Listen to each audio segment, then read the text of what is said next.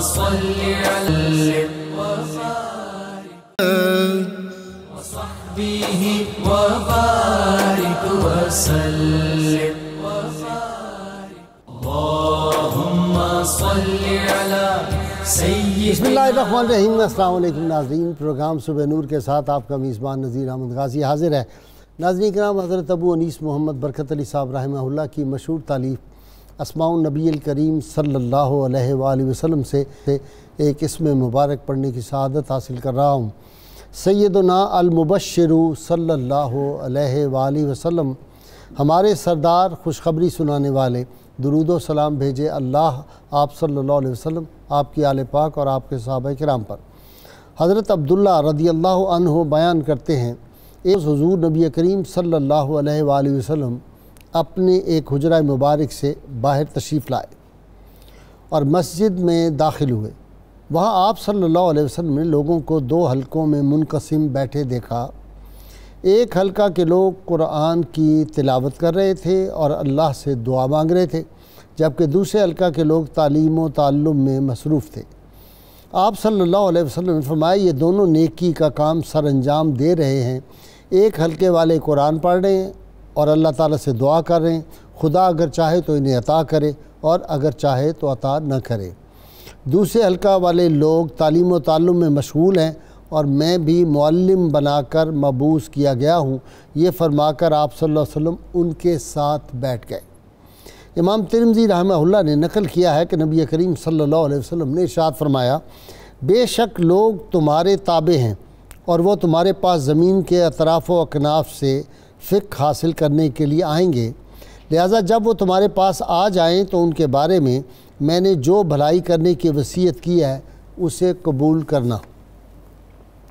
ناظرین کرام، آج ہم ایک ایسے عظیم فقیہ کے تذکار پاک کرنے کی سعادت حاصل کر رہے ہیں جن کے تلامذہ ان کی تعریف میں تو رطب اللسان تھے ہی، لیکن ان کے اساتذہ جو تھے وہ بھی ان کی علمی قابلیت پر حیران تھے۔ ان کے اساتذہ کرام میں امام اعظم ابو حنیفہ رحمۃ اللہ علیہ، امام مالک رحمۃ اللہ علیہ، امام ابو یوسف، امام سفیان ثوری اور امام اوزاعی جیسی شخصیات شامل ہیں، جبکہ ان کے شاگردوں میں امام شافعی، امام ابو حفص کبیر اور امام ابن معین رحمہ اللہ جیسی شخصیات جو ہیں وہ شامل ہیں۔ اور ان کے شاگردوں انہوں نے اپنے شاگردوں میں ایسے لوگ تیار کیے تھے جو درجہ اجتہاد پر فائز تھے اور مفتیان وقت تھے۔ ناظرین کرام، یہ ہستی پاک وہ تھی جنہوں نے 7 دن میں قرآن حکیم جو تھا وہ حفظ کر لیا تھا، اور قسام ازل نے انہیں علم کا فطری ذوق اور مطالعہ اس حد تک عطا کیا تھا کہ وہ رات کو بھی اپنے طلباء کو درس دیتے اور رات کو طلباء کو پڑھاتے تھے، اور ان کے شاگرد کہتے ہیں کہ جب ان کو نیند آتی تو وہ پانی کے چھینٹے اپنی آنکھوں پہ لگاتے تھے تاکہ ان کو نیند نہ آئے، اور رات کو 3 حصوں میں جو تھا تقسیم فرماتے تھے، ایک حصہ عبادت کے لیے، ایک قرآن حکیم کی تلاوت اور حدیث اور پڑھانے کے لیے، اور تیسرا حصہ آرام کے لیے وہ جو کرتے تھے۔ اور ساری زندگی اتنے مصروف تھے کہ ان کی عالیہ فرماتی تھی کہ ہم کھانا رکھ دیتے تھے اور کھانا کھانے کا وقت نہیں ہوتا تھا، تو ایک دفعہ انہوں نے کہا کھانا ٹھنڈا ہو رہا ہے، تو انہوں نے کہا تم میرے منہ میں لقمے ڈالتی جاؤ اور میں بیٹھ کے اپنا جو مطالعہ ہے اس کو میں سسپینڈ نہیں کر سکتا۔ یعنی یہ علمی ذوق کا حال تھا، اور بعض اوقات کھانا یاد ہی نہیں ہوتا تھا اور وہ مسلسل مطالعہ میں مصروف رہتے تھے۔ اور ایک بات جس نے مجھے حیران کر دیا، لوگوں نے کہا جی آپ اتنی محنت کیوں کرتے ہیں؟ انہوں نے کہا لوگ ہم پہ اعتماد کر کے آتے ہیں، ان کو یقین ہوتا ہے کہ ہم جو دین کی بات کریں گے وہ بات صحیح ہوگی۔ تو ناظرین کرام، کئی دفعہ احباب پوچھتے ہیں کہ بھئی یہ پروگرام کرنے کے لیے آپ کو اتنی زیادہ کیا ضرورت پڑتی ہے جاگنے کی؟ تو میں ہمیشہ اپنے جو اسکالر حضرات آتے ہیں ان سے کہتا ہوں کہ میاں لوگ ہم پہ اعتماد کرتے ہیں، وہ سمجھتے ہیں کہ 92 سے جو بات صبح نور سے ہوگی وہ اتھینٹک بات ہوگی، کوئی کمزور بات نہیں ہوگی، تو اس لیے ہمیں لوگوں کے اعتماد پہ پورا اترنے کے لیے بھی زیادہ محنت کرنی ہے۔ اللہ تعالیٰ اس کا زیادہ اجر عطا کرتے ہیں۔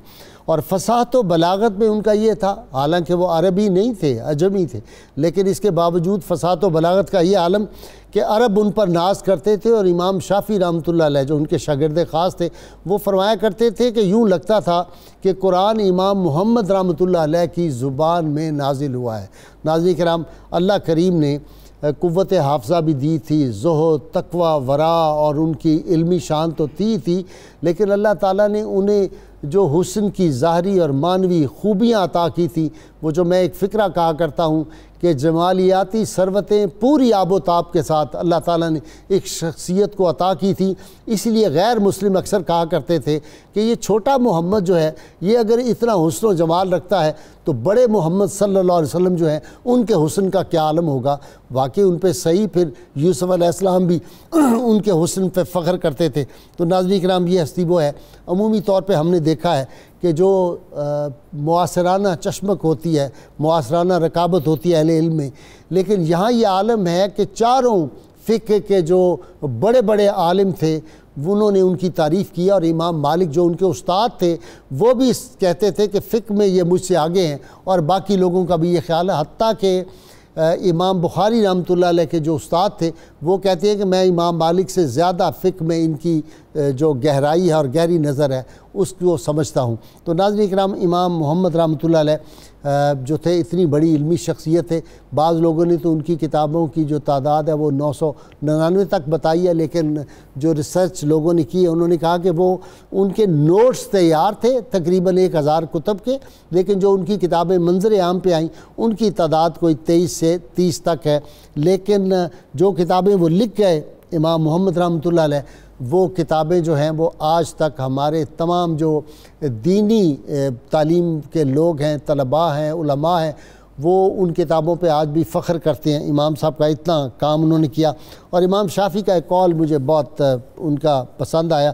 انہوں نے فرمایا کہ اگر امام محمد کی صحبت مجھے نصیب نہ ہوتی تو مجھ پر علم کا دروازہ نہ کھلتا، اور فرماتے کہ وہ جب کسی مسئلے پر تقریر کرتے تو ان کی فصاحت لسانی کی وجہ سے مجھے معلوم ہوتا کہ قرآن مجید جو ہے وہ ان کی زبان میں نازل ہوا ہے، اور میں نے ان سے کہتے تھے ایک اونٹ پہ جتنا علم جو ہے وہ رکھا جائے اس کے برابر میں نے ان سے جو ہے وہ علم حاصل کیا ہے۔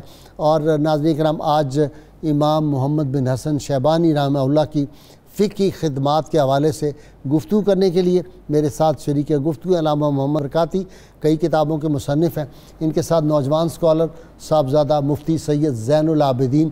زین العابدین کا خاص ناظرین اکرام تعارف یہ ہے کہ حضرت شاہ ابو المعالی رحمۃ اللہ علیہ جو ہیں ان کے یہ سجادہ نشین ہیں، اور بڑا قابل نوجوان ہے، اور سچی بات یہ ہے میں بہت لائک کرتا ہوں۔ آج اس کی نظر کچھ شعر اس کو سنانا ہے، میں نے 2 شعر سوچے ہوئے تھے۔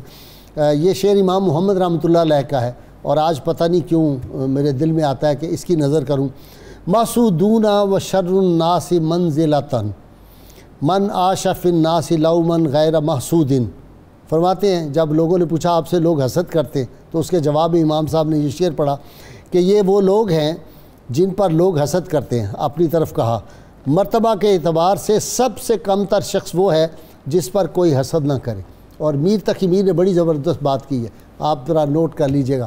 ناقدر شناسی سے خلائق کی جہاں میں، ناقدر شناسی سے خلائق کی جہاں میں جو اہل ہنر ہے اسے انکار ہنر ہے۔ ہم اس دور سے گزر رہے ہیں، میری دعا ہے اللہ تعالیٰ آپ کو حاسدوں سے بچائے۔ جی، تیسرے میرے مہمان ہیں آج مفتی دل محمد چشتی صاحب، جامعہ نظامیہ رضویہ ہمارا بہت بڑا مدرسہ ہے اہل محبت کا، اور ایک یونیورسٹی کا درجہ رکھتا ہے۔ مفتی عبدالقیوم ہزاروی رحمۃ اللہ علیہ کا وہ مدرسہ تھا، وہاں سے آج پہلی مرتبہ میرے مہمان بنے۔ آپ تینوں کا بہت شکریہ۔ جی علامہ صاحب، امام محمد رحمۃ اللہ علیہ، میں نے آج انٹرو چھوٹا اپنا کیا ہے، کل ذرا انٹرو میرا تفصیل سے ہو گیا تھا، تو میں نے کہا آج اس کو میں تھوڑا کمپنسیٹ کر دوں۔ جی بسم اللہ الرحمن الرحیم۔ غازی صاحب، انسان دنیا کے اندر جب آتا ہے تو اس کے لیے کچھ راہیں متعین کرنا ضروری ہوتی ہیں تاکہ وہ اپنی حدود میں رہے اور دوسروں کو اس کی وجہ سے تکلیف نہ ہو اور ان کی وجہ سے اسے تکلیف نہ ہو۔ ٹھیک، تو ایسے ہی معاملات کے لیے شریعت نے رہنمائی دی ہے، لیکن سرکار دو عالم صلی اللہ تعالی وسلم کے فرامین عالیہ، قرآن و سنت، یہ ہر آدمی کے بس میں یہاں سے مسائل کشید کرنا ممکن نہیں ہے۔ ٹھیک، تو ہمارے اکابرین نے اپنے دور میں بر وقت اس چیز کو محسوس فرمایا۔ اگر وہ یہ خیال کرتے کہ ہم عربی ہیں، حضور کا فرمان بھی عربی ہے، قرآن بھی عربی ہے، سمجھنے والے بھی عربی ہیں، تو کسی اور کی حاجت نہیں ہے، تو پھر شاید یہ معاملات اس انداز میں آگے نہ بڑھ پاتے۔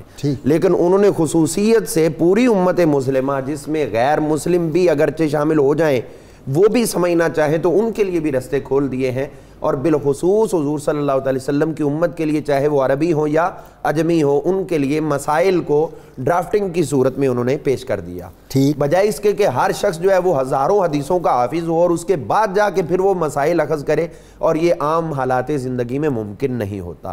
اس حوالے سے سب سے زیادہ جو اولین کام اس کی طلب اور جو اس کے تڑپ محسوس کی، وہ حضرت سیدنا امام اعظم ابو حنیفہ رضی اللہ عنہ نے محسوس فرمائی، اور یہی فیض آپ نے اپنے شاگردوں کو آگے تفویض فرمایا۔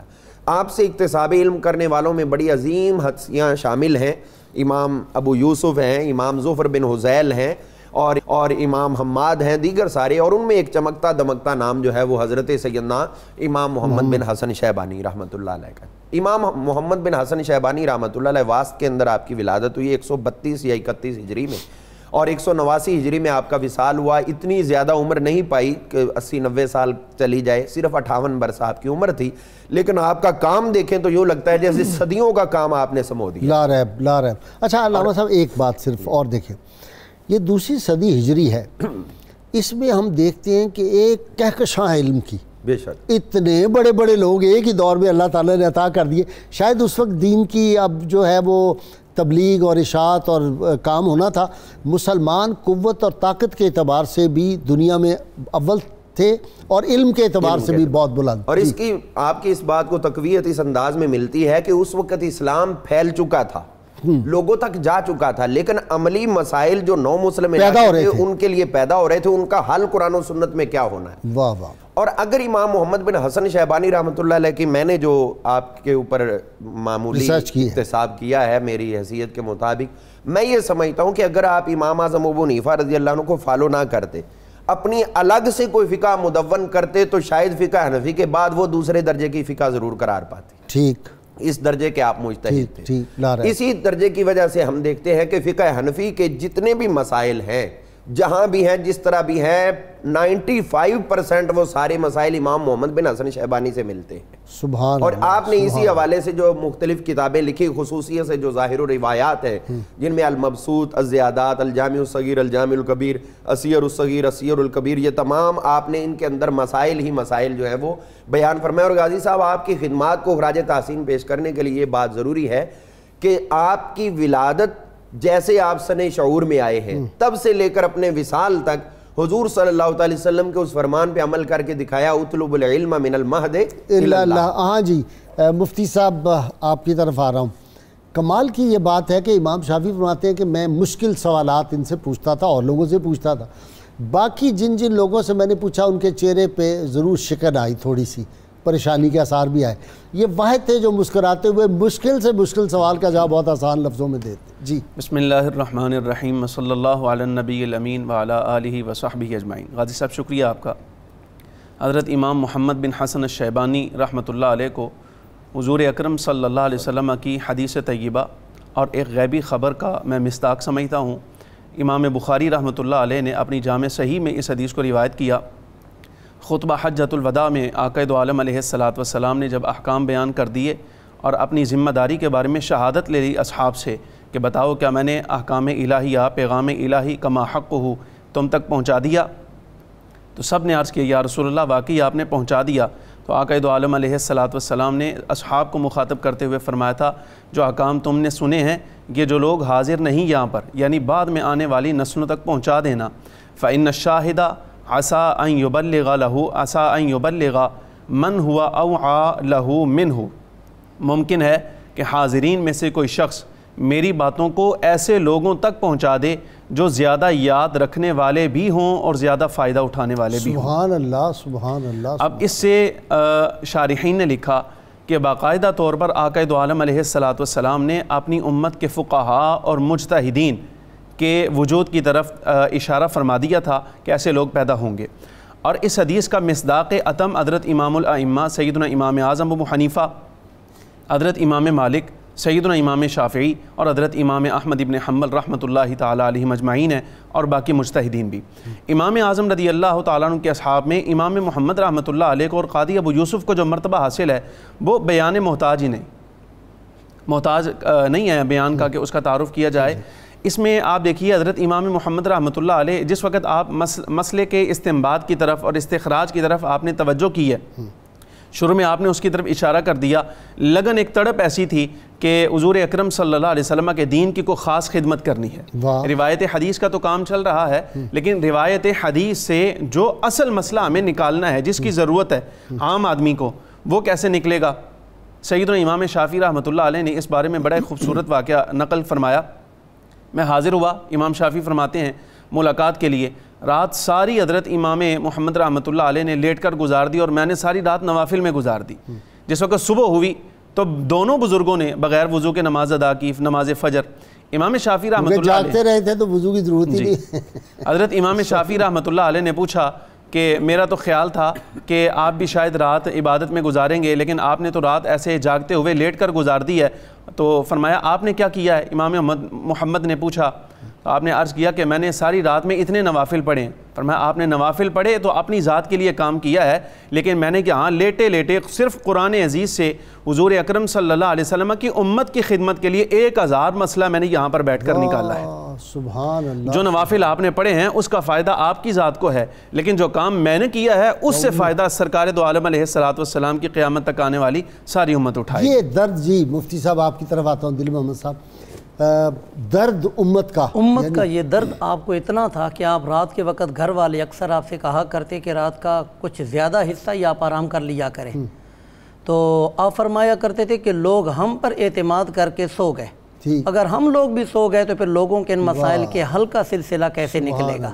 یہی وجہ ہے کہ آپ بسا اوقات لوگوں کے مالی معاملات، چونکہ یہ ہر دور کے اندر پریشان کن نئے طریقہ کار خرید و فروخت کے نکلتے ہیں، تو آپ اپنی کاپی قلم لے کر آپ بازاروں میں چلے جاتے، لوگوں کے باقاعدہ طریقہ کار کو دیکھتے، اس کو نوٹ کرنے کے بعد پھر اس کو شریعت محمدیہ کے مطابق آپ ان مسائل کا حل لوگوں کو بتاتے۔ کہتے رنگ سازوں کے پاس چلے جاتے تھے، یہ رنگ آپ کیسے کر رہے ہیں، اس میں کون کون سا رنگ ڈالتے ہیں، کیمیکل کون سا ڈالتے ہیں، پھر اس کیمیکل کے بارے میں کہ شریعت میں یہ جائز ہے ناجائز ہے، یہ کپڑے کو لگ جائے، کمال ہے ویسے اتنی ریسرچ۔ جی اس تحقیق کی وجہ سے حضرت امام محمد علیہ الرحمہ کے اقوال پر، یعنی علماء کرام فقہاء کرام بالخصوص وہ علماء جنہوں نے مسائل میں سے کچھ مسائل میں جن کو ترجیح کی بات آتی ہے، جن پر فتویٰ دیا جاتا ہے، زیادہ تر امام محمد علیہ الرحمہ کے قول پر فتویٰ ملتا ہے اب بھی۔ اس کی وجہ یہ ہے کہ امام محمد علیہ الرحمہ نے جو ایک علمی لگن تھی، غالباً یہ اللہ کریم نے آپ کو صلہ عطا فرمایا۔ آپ خود فرماتے ہیں میرے والد محترم کی وراثت سے جو مجھے ترکہ ملا، اس میں سے میں نے آدھا حصہ یعنی 15,000 دینار، تو وہ میں نے عربی ان کتب کو خریدا اور عربی ان علوم کو سیکھا جن کا تعلق قرآن و حدیث کی بنیادی ان علوم کے ساتھ تھا کہ جن کو حاصل کیے بغیر قرآن و حدیث تک رسائی ممکن نہیں تھی، یعنی علم لغت، صرف و نحو، اور باقی 15,000 میں نے حدیث اور فقہ کے اوپر خرچ کیا۔ یہی وجہ ہے کہ کچھ بزرگ فرمایا کرتے تھے کہ کچھ لوگ وہ ہیں جنہوں نے علم کے ذریعے اپنی دنیا کے اندر اپنی دولت حاصل کی، اور کچھ لوگ وہ ہیں کہ جنہوں نے دولت دے کر علم دین حاصل کیا، اور امام محمد علیہ الرحمہ ان لوگوں میں سے ہیں جنہوں نے اپنے گھر کا ساز و سامان بیچ کر اللہ رب العزت کے اس دین کو حاصل کرنے کے لیے اس قدر محنت شاقہ سے کام لیا۔ سبحان اللہ۔ حضرت امام محمد علیہ الرحمہ رات کے وقت یا دن کے وقت، چلتے پھرتے اٹھتے بیٹھتے وقت، ہر وقت مسائل فقہیہ کے استخراج کی طرف آپ کا ذہن ہوتا۔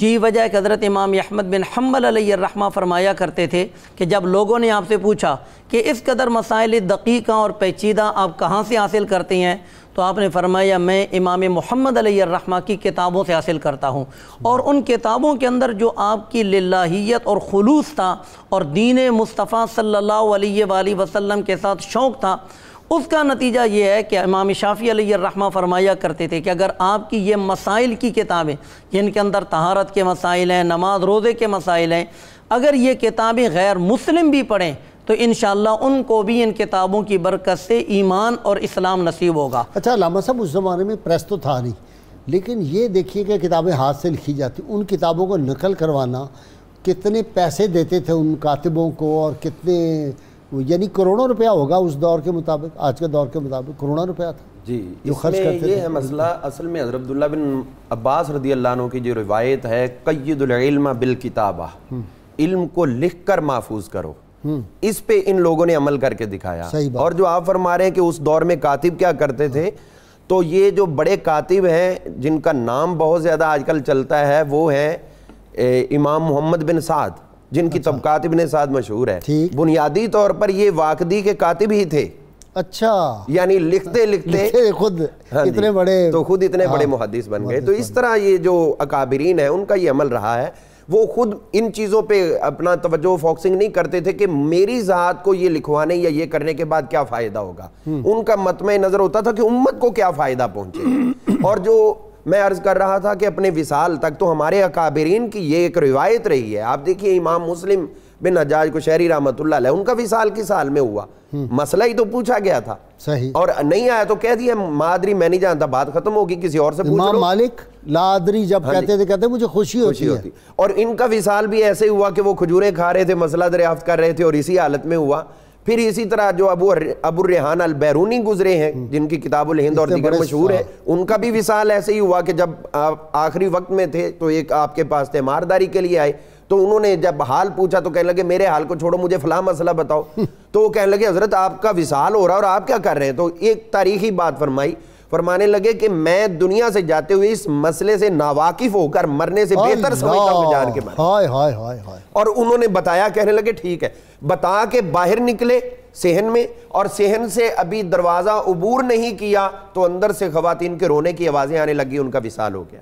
تو یہی امام محمد رحمۃ اللہ علیہ کا بھی ہوا کہ آپ کو کسی نے بعد میں دیکھا کہ آپ کا وصال جو ہے وہ کس انداز میں ہوا, تو فرمانے لگے کہ مکاتبت کے مسئلے پہ غور کر رہا تھا تو میری روح نکل گئی, مجھے پتہ ہی نہیں چلا. وہ جو کہتے ہیں نا کہ منزل حق و صداقت میں جو کام آتے ہیں ایسے لوگوں کے ہی تاریخ میں نام آتے ہیں.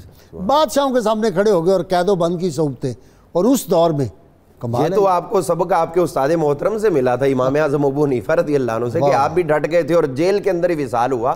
تو یہی چیز جب فیصلہ دینے کی بات آئی تھی تو اس وقت یحییٰ بن عبداللہ اس کو قتل کروانا چاہتا تھا بادشاہ وقت, اور کہتا تھا کہ مجھے بس اتنا ایک سپورٹ دے دو, ثابت کر دو کہ اس کا قتل جائز ہے تو میں کر دوں گا, تاکہ لوگوں کی میرے اوپر انگشت نمائی نہ ہو. تو آپ نے وہاں پر فتویٰ دیا کہ اس نے شریعت اسلامیہ جس وجہ سے کسی کا قتل قرار دیتی, اس کے اندر ایک بھی ایسا جرم نہیں ہے, لہٰذا یہ قتل نہیں ہو سکتا. یہ ہوتے ہیں اہل حق, چاہے بادشاہ ناراض ہو جائیں, صاحب اقتدار ناراض ہو جائیں, حق کی بات جو ہے وہ کرنی ہے, اس لیے کہ زندگی اتنی سی ہے علامہ صاحب. اور آپ کو پتا تھا کہ بادشاہ کی بات نہیں مانی تو یہاں کون سے قانون ہے, وہ تو بادشاہ کے منہ سے نکلا ہوا جملہ قانون ہے, ابھی مجھے فارغ کر دے. ناظرین کرام, بہت مختصر سا وقفہ درود پاک سننے اور پڑھنے کے لیے ہمارے ساتھ رہیے گا.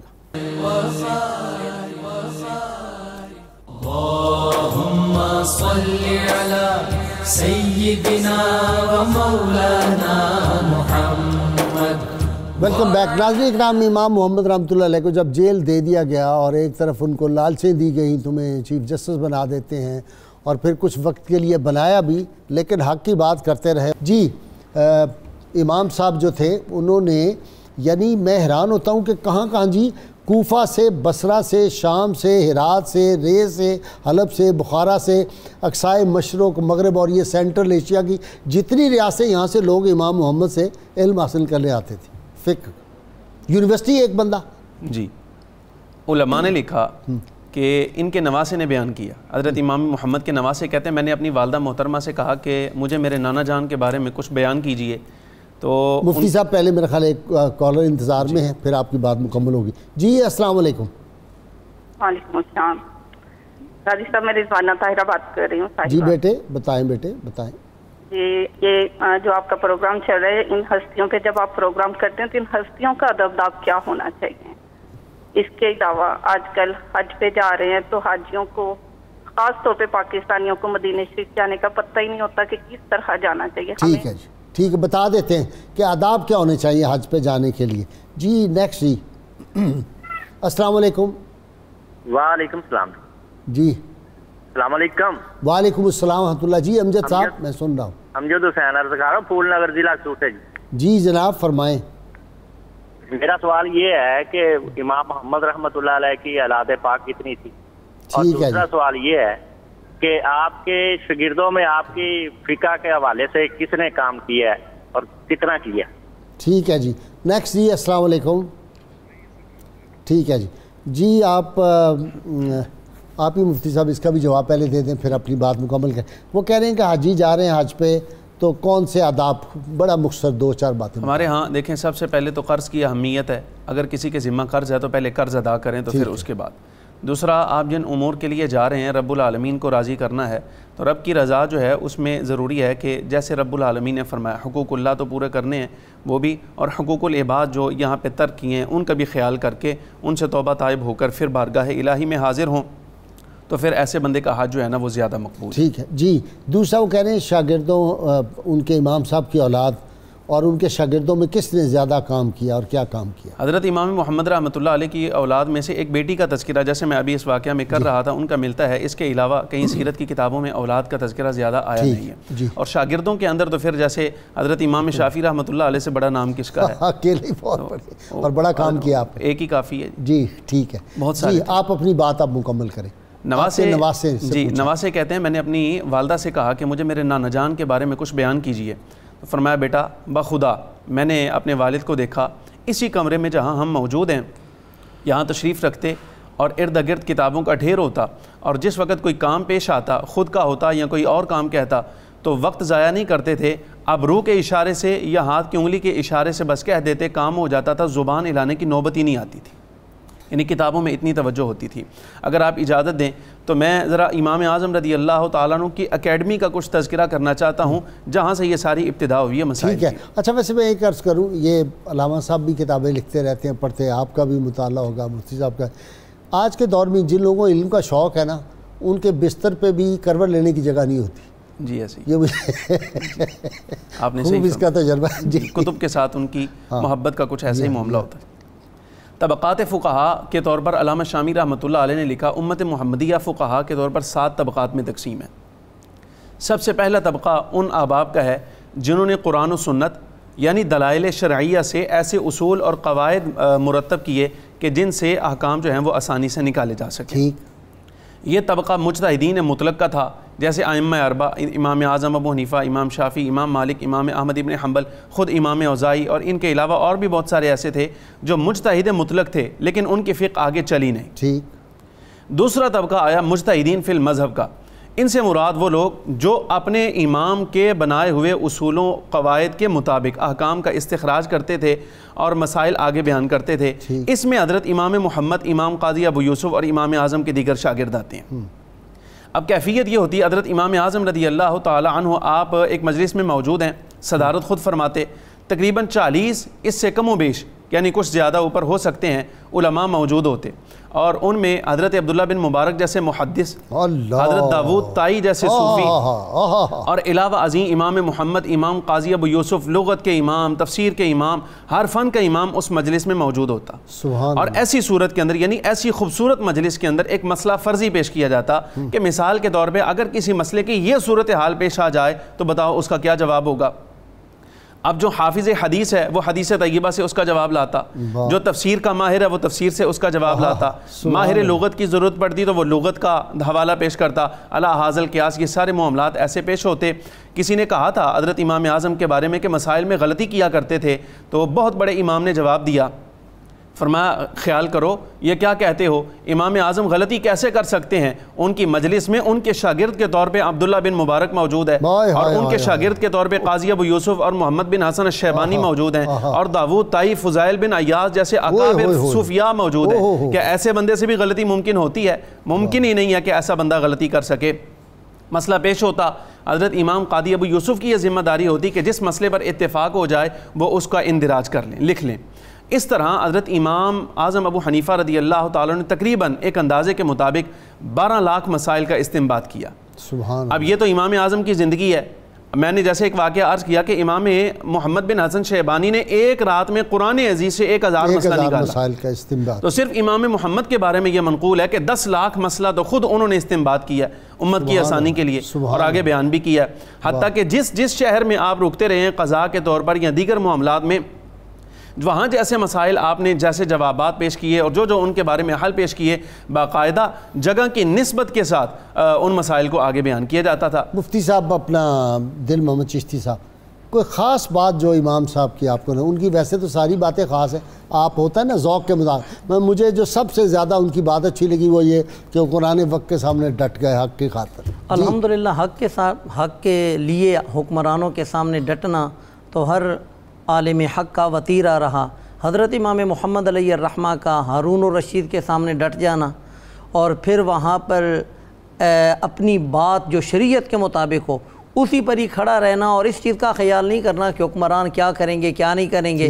اس حوالے سے آپ کو جیل کی صعوبتیں وغیرہ بھی برداشت کچھ دنوں کے لیے کرنی پڑیں، لیکن جیل میں بھی آپ کا جانا یہ آپ کو تنہائی کا موقع مل گیا، باوجود اس کے کہ آپ کے پاس کوئی کتاب نہیں ہوتی تھی، کوئی ماخذ کا ذریعہ نہیں ہوتا، لیکن ان کو اللہ رب العزت نے جو ذہن رساں عطا فرمایا تھا اسی سے آپ اپنی جیل کے اندر بھی وہاں پر کہتے شاگرد باہر آ جاتے تھے اور وہ جیل کی سلاخ سے ہی ان کو ڈکٹیٹ کروا رہے ہوتے تھے، لکھوا رہے ہوتے تھے۔ مجھے جو آپ کی سیرت کی ایک بات بہت پیاری لگی کہ اگرچہ ہمارے امام مالک علیہ الرحمہ نے کئی مسائل کے اندر لا ادری کہہ کر بڑی خوشی محسوس کی، اور امام محمد علیہ الرحمہ کے دور کے اندر بھی جب کوئی مسئلہ پیش آتا تو بڑے بڑے علماء کو بلایا جاتا تو وہ اکثر ان میں سے لا ادری کہہ کر اس مسئلے کے بارے میں فرما دیتے کہ میں نہیں جانتا، لیکن کوئی ایسا مسئلہ امام محمد کے سامنے بہت کم ہی ایسا ہوا ہو کہ کوئی مسئلہ آپ کے سامنے پیش ہوا ہو اور آپ نے لا ادری کہا ہو، اور اس کی وجہ یہ ہے کہ امام اعظم ابو حنیفہ علیہ الرحمہ کی خدمت میں جو آپ 4 سال رہے،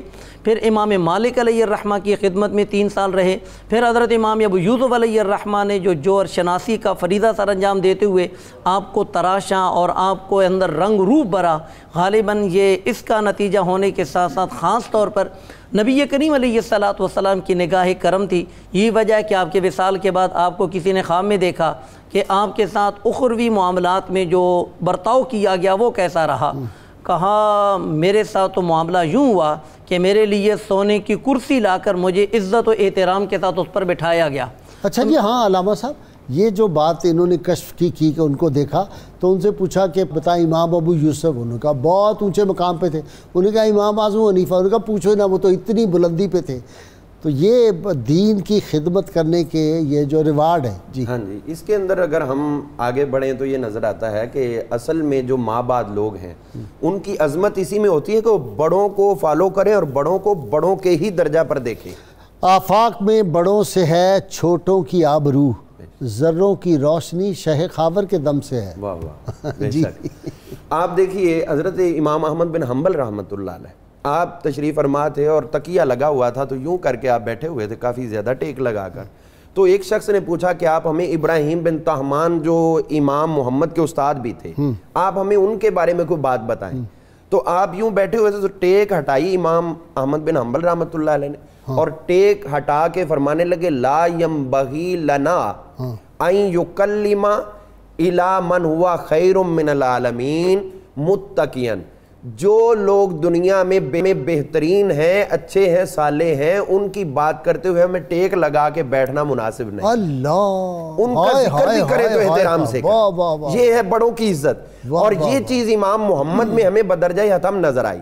آپ دیکھیے آپ نے امام مالک جب حدیث پڑھنے لگتے تھے تو ایک کیفیت طاری ہوتی، کپڑے نئے پہنتے، خوشبو لگاتے اور پھر کس طرح وہ بیٹھتے تھے، تو یہ ادب جو ہے۔ تو آپ کی زندگی میں سمجھتا ہوں کہ جتنا ادب آپ نے دکھایا شاید کسی اور نے نہ دکھایا ہو، اس کی ایک سب سے بڑی مثال آپ کی کتاب الجامع الصغیر ہے۔ الجامع الصغیر کے اندر ٹوٹلی مسائل امام اعظم ابو حنیفہ رضی اللہ عنہ کے ہی بیان کرتا ہے، لیکن وہ آپ نے اگرچہ براہ راست بھی سما کیا لیکن ان کو پھر دوبارہ سما امام ابو یوسف کے توسط سے کیا، اور جو بھی مسئلہ الجامع الصغیر کے شروع میں آپ بیان کرتے ہیں وہاں پر یہی ابتدا کرتے ہیں کہ اخبرانی یا حدثنی یعقوب بن ابراہیم ابو یوسف عن ابی حنیفہ، یہ مسئلہ مجھے امام ابو یوسف نے امام ابو حنیفہ سے بیان فرمایا ہے۔ تو حالانکہ چاہتے تو سیدھا خود ڈائریکٹ اپنا ذکر کر دیتے، لیکن یہ دکھایا کہ استاد چاہے پہلی سنی ہوئی باتیں ہی ہمیں سنا دے، استاد کے درجہ میں وہ بھی ہوتا ہے اور اس کا نام ظاہر کرنا چاہیے اور ضرور۔ اور اس کی دیکھیے پھر امام ابو یوسف کے ہاں کتنی قدر و قیمت تھی، باوجود اس کے کہ آپ قاضی القضات تھے، لیکن جب انہوں نے یہ کتاب پیش کی تو امام ابو یوسف ہر سفر میں ساتھ رکھا کرتے تھے کہ میری قدر عام لوگوں سے نہیں، اس طرح اہل علم جو قدر کرتے ہیں مجھے اس کی زیادہ خوشی ہوتی ہے۔ اچھا صاحبزادہ صاحب، آپ نے سید صاحب دیکھا ہوگا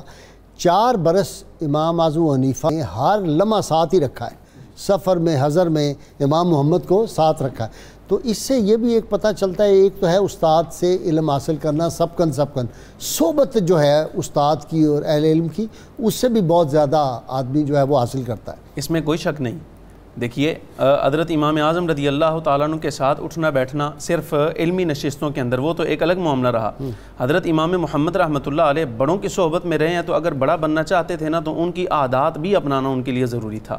امام اعظم رضی اللہ تعالیٰ عنہ کے ساتھ رہنا، ان کے ساتھ اٹھنا بیٹھنا دراصل اس لیے تاکہ دیکھیں امام صاحب رحمۃ اللہ علیہ جس وقت اپنے سے بڑوں کے ساتھ گفتگو کریں تو کیا انداز ہے، برابر والوں سے گفتگو کریں تو کیا انداز ہے، اور جس وقت چھوٹے کے ساتھ گفتگو کریں تو کیا انداز ہے۔ اور یہی 4 سال ایسے ہیں جس نے امام محمد رحمۃ اللہ علیہ کے اندر علمی ایسا تسلط پیدا کیا کہ مسئلہ بیان کرنے میں آپ کبھی نہیں گھبرائے۔ امام اوزاعی مجتہد مطلق ہیں، اور جس وقت حضرت امام محمد کے بارے میں یا کسی اور کے بارے میں انہوں نے یہ کہا تھا کہ کسی نے سیر اور مغازی پر کتاب لکھ کر پیش کی تو کہا کہ عراقیوں کو کیا معلوم کہ سیر اور مغازی کے معاملات اور مسائل کیا ہوتے ہیں، تو امام محمد رحمۃ اللہ علیہ نے السیر الکبیر لکھ کر امام اوزاعی کو پہنچائی اور پڑھا جس وقت، تو آپ نے اس پر تبصرہ کیا، فرمایا کہ عراقی نمبر لے گیا ہے اس مرتبہ اس مسئلے کے اندر عراقی نے بتایا ہے کہ مسائل اس کو آتے ہیں۔ ایک یہ، اور دوسرا تسلب آپ دیکھیے جس وقت ہارون الرشید کا زبیدہ کے ساتھ اختلاف ہوا اس معاملے میں، اس نے کہا کہ میں امام عادل ہوں اور امام عادل کے بارے میں یہ پیش گوئی ہے کہ وہ جنتی ہوتا ہے، تو زبیدہ نے کہا نہیں تم ظالم ہو، اور ظالم کے بارے میں حق یہ ہے کہ وہ جہنمی ہوتا ہے۔ مسئلہ امام محمد کے پاس آیا تو آپ نے اس سے پوچھا، فرمایا کہ دیکھو بشر ہو تم، عام انسان ہو، اگر سے بادشاہ ہو، غلطی ممکن ہے، لیکن غلطی گناہ کرتے ہوئے کبھی رب العالمین کا خوف آیا ہے؟ یہ ہارون الرشید سے پوچھا، تو ہارون الرشید نے کہا میری زندگی کا کوئی لمحہ ایسا نہیں ہے کہ جب میرے سے کوتاہی ہو گئی ہو تو اس کے بعد مجھے رب العالمین کا خوف نہ آیا ہو۔ تو فرمایا وَلِمَنْ خَافَ مَقَامَ رَبِّهِ جَنَّتَانِ، جو اپنے رب سے ڈرے، اپنے رب کی بارگاہ میں حاضر ہونے سے ڈرے، اس کے لیے 2 جنتیں ہیں۔ تو قرآن عزیز کی بشارت کے مطابق دیکھا جائے تو تمہارے لیے جنت کی امید ہے، تمہاری بات ٹھیک ہے۔ اب یہ استنباط کرنا مسئلے کا یہ علمی تسلب کی بنا پر ہے۔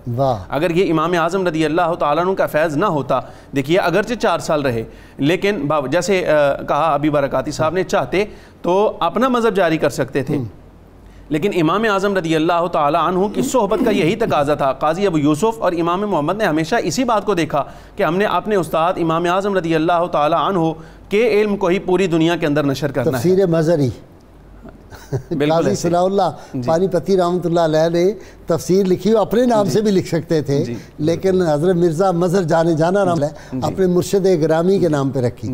تو بڑے لوگوں کی یہ بھی نشانی ہوتی ہے کہ ان کو اپنے نام سے نہیں ہوتا۔ حضرت یہ جو تھے اپنا معین الدین چشتی اجمیری کے شیخ عثمان ہرونی رحمۃ اللہ علیہ، انہوں نے کیا دعا مانگی حرم پاک میں؟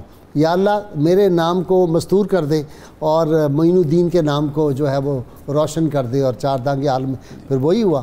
تو بڑے لوگوں کے اپنے انداز ہوتے ہیں۔ کوئی شک نہیں۔ جی امام اعظم رضی اللہ تعالیٰ عنہ کے ساتھ یہی علمی تسلط، یہ اس کا فائدہ ہوا ساری زندگی تک۔ 58 برس کی عمر میں علم کا اتنا کام کر جانا کہ قیامت تک آنے والی ساری امت جب تک محمد بن حسن الشیبانی کو پڑھے نہ تو فقہ کا مسئلہ نہیں لے سکتی۔ رب العالمین نے زندگی میں برکت نہیں رکھی تو اور کیا ہے، کتنی پذیرائی دے دی ہے۔ واہ واہ، یہ دیکھیے مدار ہے، فقہ حنفی کا مدار ہے امام محمد بن حسن الشیبانی رضی اللہ تعالیٰ عنہ پر۔ اسی طرح امام صاحب کے ساتھ رہنا اور پھر ان سے فیض حاصل کرنا، یہی وجہ ہے کہ قاضی ابو یوسف رحمۃ اللہ علیہ نے، اگرچہ یہ مجھے واقعہ یاد آیا حضرت داود طائی کا، جس وقت امام ابو یوسف اور امام محمد بن حسن شیبانی میں کسی مسئلے کا اختلاف ہوتا تو اپنے فیصلے کے لیے حضرت داود طائی کے پاس جایا کرتے تھے، کیا فیصلہ کریں۔